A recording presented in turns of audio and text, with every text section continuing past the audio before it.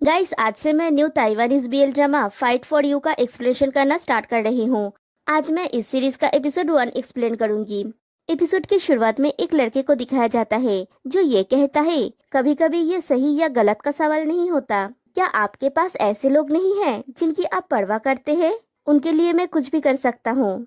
फिर scene change होता है और दिखाया जाता है वो और एक दूसरा लड़का सोफे के कलर को लेके बहस कर रहे होते हैं।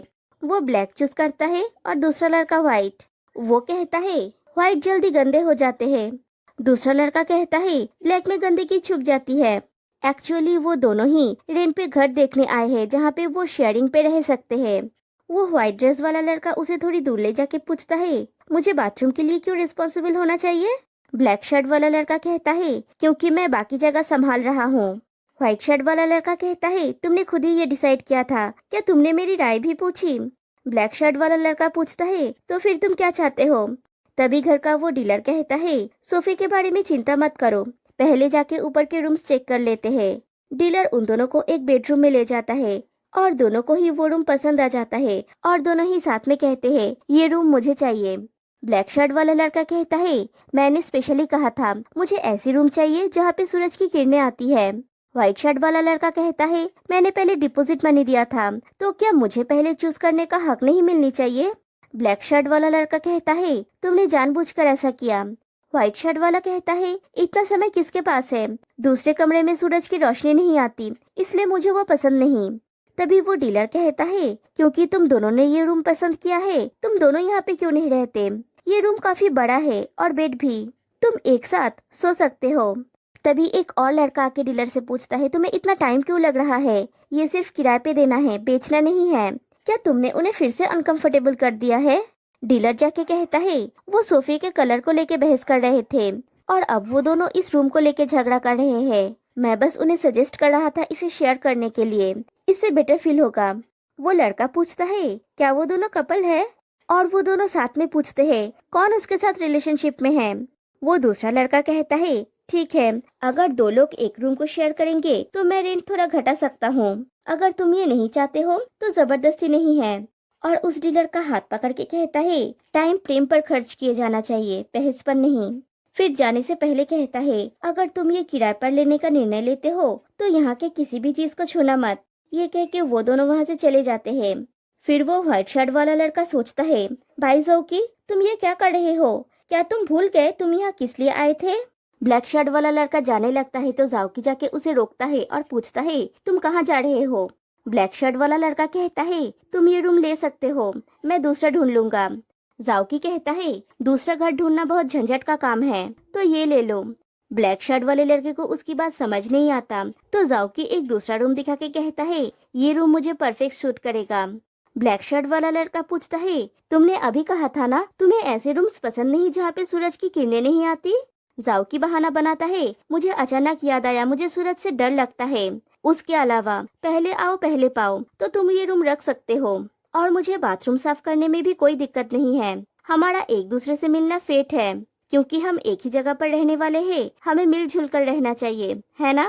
उसके अलावा यहाँ का माहौल शांतिपूर्वक है, रेंट भी कम है और जगह भी अच्छा है। हम इसे किसी और को क्यों दें? संघर्ष पैदा करने से अच्छा है उसे सुलझाया जाए। क्यों ना हम इसे एक साथ किराए पे ले ले और हम कम किराए के लिए भी बात कर सकते हैं।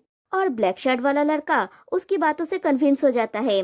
फिर जाओकी खुद को इंट्रोड्यूस करता है, हेलो मेरा नाम बाई जाओकी है, तुम मुझे शाओ बाई बुला सकते हो। ब्लैक शर्ट वाला लड़का कहता है मैं हे यूबो, और जाओकी यूबो का हाथ पकड़ के हैंडशेक करने लगता है। नेक्स्ट डे मॉर्निंग जाओकी नीचे आता है तो देखता है यूबो नींद से उठ चुका होता है। जाओकी पूछता है तुम इतनी जल्दी उठ गए? यूबो कहता है काम है। जाओकी पूछता है बाय द वे तुम क्या काम करते हो? यूबो कहता है पार्ट टाइम जॉब। जाओकी उसे पूछता है कि वो कहाँ पे काम करता है तो यूबो उसे रिपीट क्वेश्चन करता है कि तुम स्कूल नहीं जाओगे? जाओकी कहता है आज क्लासेस नहीं है। यूबो जाने वाला होता है तभी जाओकी उसे रोकता है और एक मिल्क का पैकेट देके कहता है ये तुम्हारे लिए है, मेरा ट्रीट। यूबो उसे वापस कर देता है और कहता है मैं लोगों का एहसान नहीं लेता और मुझे मिल्क से एलर्जी है। ये कह के वो चला जाता है। रात को दोनों मिलकर वीडियो गेम्स खेल रहे होते हैं। तभी यूबो को उसके ग्रैंडमा का कॉल आता है। यूबो अपने फोन को स्पीकर पे डाल के उसके ग्रैंडमा से बात करता है। उसकी ग्रैंडमा पूछती है, तुम बाहर रहने लगे और इतने खुश हो के घर के बारे में भूल गए? अब तो तुम कॉल भी नहीं करते। यूबो कहता है, नहीं, मैं बस मूव आउट में बिजी था। उसकी ग्रैंडमा पूछती है, काम में बिजी थे या लोगों से परेशान थे? यूबो को उनकी बात समझ नहीं आता, तो उसकी ग्रैंडमा कहती है, अपनी गर्लफ्रेंड के साथ रहने के लिए बाहर रहने लगे, तुम ऑलरेडी इतने बिजी हो और अब तुम्हें किसी और का टेक केयर करना पड़ रहा है। यूबो स्पीकर ऑफ कर देता है और बात करने के लिए अपने रूम में चला जाता है और जाओकी उसकी बातें सुनने लगता है। जाओकी अपने रूम में जाके यूबो के बारे में सोचता है और दिखाया जाता है कि जाओकी यूबो के बारे में काफी रिसर्च कर रहा है। जाओकी सोचता है, घर से बाहर रहने के लिए गर्लफ्रेंड का बहाना, और वो मेडिकल एक्सपेंसेस के लिए सेविंग्स कर रहा है। क्या वो सच में इसके लिए बाहर रह रहा है? दूसरी तरफ यूबो अपना वर्कआउट कर रहा होता है। फिर उसे अपनी छोटी बहन का कॉल आता है। वो कॉल पिक करके अपनी बहन से पूछती है वो कैसी है। उसकी बहन कहती है कि वो नई दवाई से उसे अनकंफर्टेबल फील हो रहा है, क्या वो उसके बदले में पुरानी दवाई ले सकती है? यूबो उसे समझाता है कि डॉक्टर ने कहा है कि ये दवाई और भी अच्छा काम करेगा और उसे इसकी आदत पड़ जाएगी। उसकी बहन कहती है, लेकिन मैंने सुना है कि ये दवाई बहुत एक्सपेंसिव है। यूबो कहता है, उतना भी एक्सपेंसिव नहीं है। फिर कहता है, मैंने ग्रैंडमा से कहा है कि तुम ट्रेनिंग के लिए ओवरसीज गए हो, उन्होंने मुझे बहुत डांटा, इसलिए तुम जल्दी से वापस आओगी, नहीं तो मैं पकड़ा जाऊंगा। फिर वो अपनी बहन को एक टेडी दिखा के कहती है, ये तुम्हारी फेवरेट क्लाउ मशीन की नई एडिशन है, मैं नेक्स्ट टाइम तुम्हारे लिए ये ले आऊंगा। वो टेडी देखकर उसकी बहन खुश हो जाती है। नेक्स्ट डे योबो अपने ग्रैंडमा के साथ रेस्टोरेंट में काम कर रहा होता है। वहाँ पे एक लड़का आता है जिसको योबो ब्रदर डो कह के एड्रेस करता है। उसकी ग्रैंडमा डो से कहती है, तुम कितने दिन बाद आए, मुझे तो लगा था कि तुम मर गए हो या फिर जेल में बंद हो। डो कहता है, मिस हेई, आप मुझे मिस कर रहे थे, है ना? उसकी ग्रैंडमा कहती है, मैं तुम्हें मिस क्यों करूंगी? फिर पूछती है, तुम क्या खाओगे, और उसका ऑर्डर लेती है। फिर दिखाया जाता है डो अपना खाना खा रहा होता है। तभी एक दूसरा लड़का आके कहता है, मुझे वही वाला खाना चाहिए। मिस हेई पूछती है, वही वाला मतलब कौन सा? वो लड़का डो की तरफ इशारा करता है। डो कहता है, लिमिटेड एडिशन, मैं शर्त लगा सकता हूँ कि तुम्हें नहीं पता ऑर्डर कैसे किया जाता है। मिस हेई कहती है, यहाँ से ऑर्डर करो, और वो ऑर्डर करने लगता है। तभी योबो को एक कॉल आता है और वो फोन में बात करते हुए बाहर चला जाता है और डो ये नोटिस करता है। वो फोन में पूछता है, क्या इंश्योरेंस से वो कवर अप नहीं होता? फिर पूछता है, वाल्व रिप्लेसमेंट का सर्जरी का कॉस्ट क्या आएगा? वो खुद वो पे करेगा। वो फोन में बात कर रहा होता है, तभी डो उसके पास आता है। कॉल कट करने के बाद वो देखता है डो उसके पास खड़ा है। डो उसकी ग्रैंडमा से कह के उसे लेके अपने शॉप में आता है और पूछता है, क्या तुम्हारे ग्रैंडमा को इसके बारे में पता है? यूबो कहता है, मैं नहीं चाहता कि वो चिंता करे, मेरी बहन भी नहीं चाहती कि उन्हें इसके बारे में पता चले। डो उसे पूछता है कि उसकी बहन की सर्जरी के लिए उसे कितने पैसे चाहिए। पहले यूबो बताना नहीं चाहता। डो उसे फिर से पूछता है तो यूबो कहता है, हेल्थ इंश्योरेंस कवर करने के बाद भी 4 लाख चाहिए। डो अंदर चला जाता है और बाहर आके यूबो को एक एनवलप देता है और कहता है, ये जाइली के लिए है। यूबो नहीं लेना चाहता तो डो उसके हाथ में देके कहता है, ये जिद करने का टाइम नहीं है, आखिर पिटाई से तुम कितना कमा सकते हो, मुझे तुम्हारे ग्रैंडमा को बताने के लिए मजबूर मत करो। यूबो वो पैसा लौटाते हुए कहता है, मैं दूसरों का एहसान नहीं लेता। डो पूछता है, मैं दूसरा लोग हूँ? यूबो कहता है, तो फिर इस पैसे को एडवांस सैलरी के रूप में मानो, जब तक मैं ये पैसा वापस नहीं कर देता मुझे यहाँ पे काम करने दो। डो पूछता है, तुम्हें पता है ये कैसी जगह है?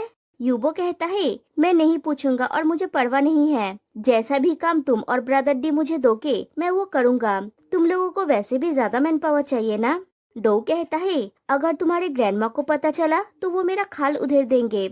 यूबो कहता है, तो फिर उन्हें पता मत चलने देना, अगर तुम राजी नहीं होते हो तो मैं ये पैसा नहीं ले सकता। डो कहता है, तुम बिल्कुल मिस हेई की तरह जिद्दी हो। नेक्स्ट डे मॉर्निंग जाओकी यूबो के ऊपर नजर रख रहा होता है और जैसे ही उसे बाहर जाते हुए देखता है वो जानबूझकर उससे टकरा जाता है। यूबो सॉरी बोल के वहाँ से जाने वाला होता है, तभी जाओकी उसे उसका बनाया हुआ ब्रेकफास्ट खाने के लिए कहता है। यूबो कहता है कि वो यूजुअली ब्रेकफास्ट नहीं करता। जाओकी कहता है, तुम्हें पूरे दिन के एनर्जी के लिए ब्रेकफास्ट करनी चाहिए, और उसका हाथ पकड़ के ले जाके डाइनिंग टेबल पे बिठा देता है और सैंडविच एकदम जैसे उसके मुंह में घुसा देगा। यूबो उसके हाथ से लेके खुद खाने लगता है। फिर जाओकी उसे जूस देता है। खाना खाते वक्त खाना यूबो के लिस्ट पे लग जाता है तो जाओकी उसे पूछने जाता है। फिर कहता है, क्या तुम जाने का इंतजार नहीं कर सकते? यूबो कहता है, खाना और दूसरे खर्चे के लिए मैं तुम्हें महीने के एंड तक पे कर दूंगा। जाओकी उसके कंधे पे मसाज करने लगता है और कहता है, तुम इतने कैलकुलेटिव क्यों हो, हम लोग एक साथ रहते हैं। यूबो उसके हाथ को हटा देता है और ये कह के वहाँ से चला जाता है कि उसे लेट हो रहा है। उसके जाने के बाद जाओकी सोचता है बात करना बहुत आसान है। इधर यूबो डो की कंपनी डो कन्वीनियंस होम के लिए काम करना शुरू कर देता है। वहाँ पे मल्टीपल जॉब्स होते हैं। वो एक ओल्ड लेडी को फ्लावर खरीदने में हेल्प करता है और उसे कैरी करके घर तक पहुँचा देता है। किसी के कुत्ते को सैर कराता है। फ्रॉक का कॉस्ट्यूम पहन के लिफलेट डिस्ट्रीब्यूट करता है। फिर वो थक के एक जगह पे बैठ के अपना कॉस्ट्यूम उतार के थोड़ा रेस्ट कर रहा होता है। तभी दो लड़की उसे देख के आपस में बातें करते हैं कि ये कितना हैंडसम है। फिर उसके पास जाके लिफलेट मांगता है। वो लिफलेट देता है तो उसका नंबर मांगने लगते हैं। तभी यूपो को एक कॉल आता है। वो कॉल पिक करता है तो एक लड़की पूछती है, क्या ये डो कन्वीनियंस होम है? यूबो हाँ कहता है तो वो लेडी कहती है, प्लीज जल्दी से आके मेरी हेल्प कीजिए, मेरी शाओशाओ को ढूंढना होगा, मैं आपको मेरा लोकेशन भेज रही हूँ, जल्दी आइए। यूबो उस लोकेशन में पहुँचता है तो वो लेडी कहती है, उसकी कैट उस दीवार के उस पार है, उसे लाना है। यूबो दीवार की दूसरी तरफ जाने के लिए छलांग लगाता है और वहाँ से कैट को रेस्क्यू करके लाता है। इससे उसके हाथ में चोट लग जाता है।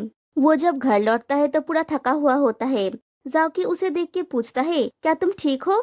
यूबो कहता है, मैं ठीक हूँ। ये कह के वो अपने रूम में चला जाता है। फिर जब जाओकी अपने रूम से बाहर निकल रहा होता है, उसे बाथरूम से पानी की आवाज आती है और वो देखता है यूबो के रूम का डोर ओपन है। वो जल्दी से यूबो के रूम में जाने लगता है। तभी उसे बाथरूम से यूबो के चिल्लाने की आवाज आती है। जाओकी जाके डोर ओपन करता है तो यूबो डर के मारे उसे हक कर लेता है। जाओकी कहता है, तुम इतने बड़े हो और कॉकरोचेस से डरते हो? फिर पूछता है, कहाँ पे है कॉकरोच? यूबो उसे दिखाता है। तभी जाओकी को उसके हाथ की चोट दिखती है। फिर दिखाया जाता है जाओकी उसके कमर पे ऑइंटमेंट लगा देता है और हंसने लगता है तो यूबो कहता है, हंसो मत, हर कोई किसी न किसी चीज से डरता है। जाओकी पूछता है, तुम कॉकरोचेस से डरते हो और फाइटिंग करने जाते हो? यूबो कहता है, मैं फाइटिंग नहीं कर रहा था, मैं काम कर रहा था। जाओकी उसके हाथ को देख के कहता है, कैसा काम करते हो जिससे खुद को इतना चोट लगा लेते हो? और उसके हाथों में ब्लो करने लगता है। यूबो कहता है, आज मैंने एक कैट को बचाया, मैं दीवार से गिर गया था। जाओकी पूछता है, कैट पेट स्टोर में? यूबो कहता है, नहीं, कन्वीनियंस होम। जाओकी पूछता है, क्या ये कन्वीनियंस स्टोर जैसा है? यूबो कहता है, हमें सब कुछ करना होता है, जो कुछ भी क्लाइंट की रिक्वेस्ट होती है हमें वो सब कुछ करना पड़ता है। जाओकी पूछता है, सब कुछ, यहाँ तक कि इलीगल काम भी? फिर कहता है, मैं मजाक कर रहा हूँ, यूजुअली तुम किस तरह का काम करते हो? यूबो कहता है, कुत्ते को घुमाना, ओल्ड लेडी को फ्लावर खरीदने में साथ देना, मैस्कॉट कॉस्ट्यूम पहन के लिफलेट बांटना, बिल्ली ढूंढना, आज ये 4 किया।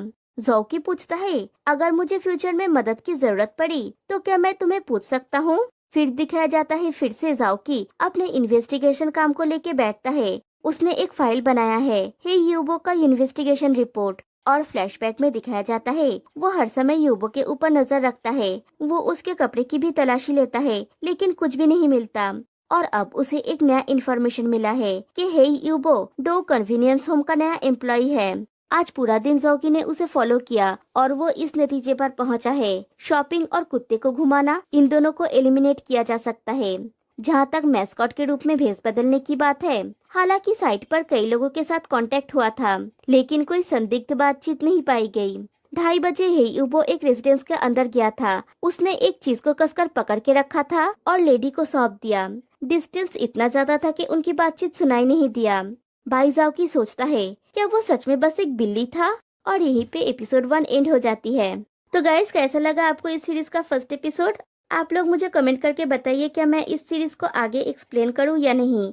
तो फिर मिलते हैं नेक्स्ट वीडियो में, तब तक के लिए बाय बाय।